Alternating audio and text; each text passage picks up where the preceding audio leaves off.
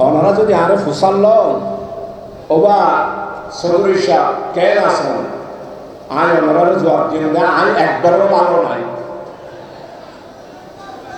কেন ভালো নাই?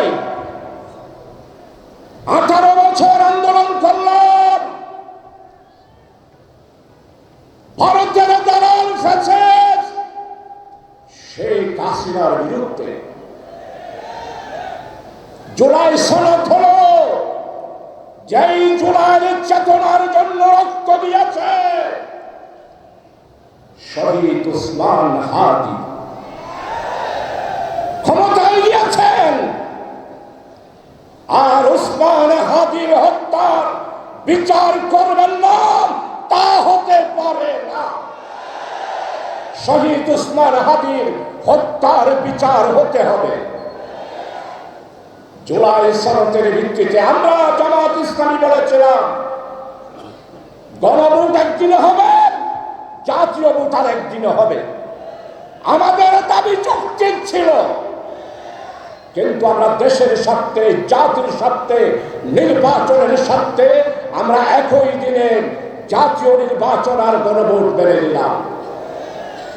গণভোটে বাংলাদেশের 70% মানুষ জুলাই সনদের পক্ষে রায় দিয়েছে। আর ক্ষমতায় যাওয়ার জন্য আপনারা পেয়েছেন 49% বা 50%। ক্ষমতায় যাওয়ার জন্য জনগণের রায় মানলেন, জুলাই গণ অভ্যুত্থানের জন্য গণভোট মানলেন না, তা হতে পারে না। আমরা মেনে নেব না। জুলাই সনদ বাস্তবায়নের জন্য 33টা রাজনৈতিক দল যৌথভাবে সংসদের দক্ষিণ প্লাজায় দস্তখত দিয়েছে। আর এখন আমাদেরকে সংবিধান শিখায়।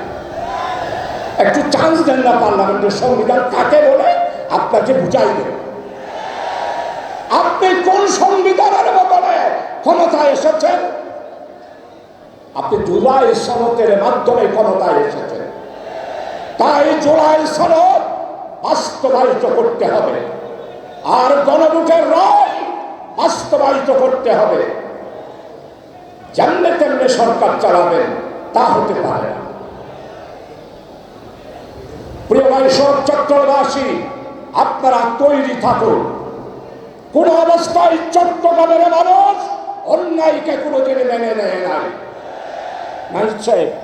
আর সিটিং বলেন মানুষদের একবার যদি জাগি উঠি, যেমন স্বাধীনতার ঘোষণা দিয়েছেন, স্বাধীনতা এনেই ছেড়েছে।